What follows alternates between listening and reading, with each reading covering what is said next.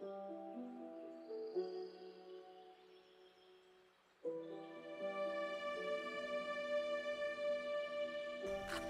নেতে যেমন তেমন, দুটা নেতে রোগী, তিনটা নেতে রাজা উজির, চারটা নেতে সুখী।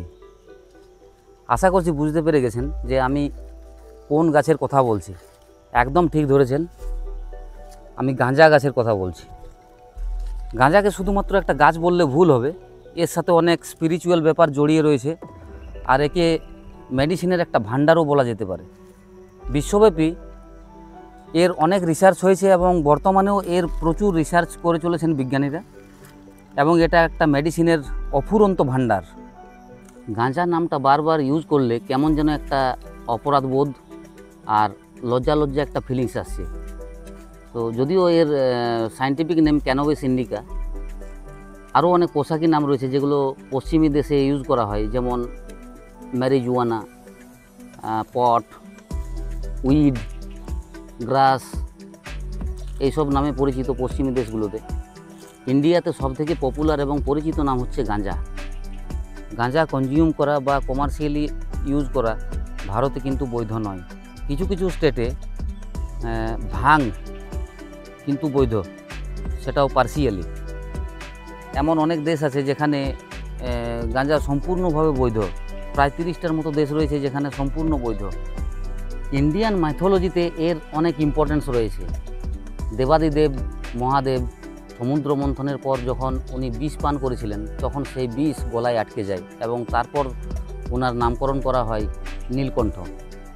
অমৃতের ভাঁড় থেকে যখন লাস্ট ড্রপটা নিচে পড়ে যায়, সেখান থেকে এই গাঁজা গাছের উৎপত্তি হয়, এবং এই গাঁজা থেকে উৎপন্ন ভাং মহাদেব পান করেছিলেন সেই বিষের প্রদাহ বা জ্বালা মেটানোর জন্য।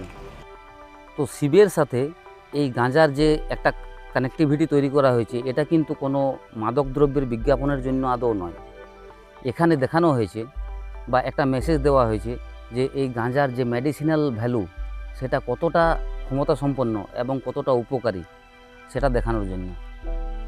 আমরা সচরাচর যে 3টি নেশাজাতীয় দ্রব্যের নাম শুনে থাকি, গাঁজা, চরস এবং ভাং, এই 3টি জিনিসই কিন্তু উৎপন্ন হয় একটা সেম গাছ থেকে, কিন্তু বিভিন্ন পার্টকে ইউজ করা হয়। যেমন গাঁজা গাছের টপ পোর্শনে যে ফ্রুটিংসটা হয়, সেই ফ্রুটিংস থেকে গাঁজাটা পাওয়া যায়। মানে মেনলি আমরা যেটা স্মোকড ফর্মে যেটা আমরা ভিতরে নিই, সেটা হচ্ছে গাঁজা। এই ফ্রুটিংসটা পিষে পিষে একটা কালচে টাইপের একটা রেজিন পাওয়া যায়, যেটাকে চরস বলে, এবং এর পাতা থেকে তৈরি করা হয় ভাং। তো এই ক্যানাবিস কনজিউম করলে আমাদের শরীরে কেন এই সেন্সেশনটা আসে, সেটার জন্য মূল দায়ী হলো যে কোনো ভেরিয়েন্টের গাঁজা গাছের মধ্যে দুটো মূল উপাদান রয়েছে, যেটা হচ্ছে টিএইচসি এবং সিবিডি। তো এই টিএইচসি হলো সাইকো অ্যাক্টিভ একটা উপাদান। এর জন্য ব্রেনে সরাসরি ইম্প্যাক্ট পড়ে। তো আমাদের যুব সমাজের প্রায় সিংহভাগেই এই নেশায় আসক্ত। আমি কাউকে জাজ করছি না, জাস্ট এর উপকারিতা এবং অপকারিতা দুটোই রয়েছে। কোনটা আপনি নেবেন সেটা সম্পূর্ণ আপনার উপর নির্ভর করছে। ধরুন একটা সিজার, সেটা দিয়ে কাউকে মার্ডারও আপনি করতে পারেন, আবার সেই সিজার দিয়ে কোনো ডক্টর কোনো রোগীর প্রাণও বাঁচাতে পারে।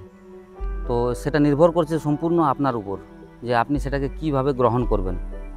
কাইন্ডলি ভিডিওগুলো দেখবেন, লাইক করবেন, যথেষ্ট পরিমাণে শেয়ার করবেন। আবার নতুন এই ধরনের কোনো ইনফরমেটিভ ভিডিও নিয়ে আপনাদের কাছে আবার দেখা হবে।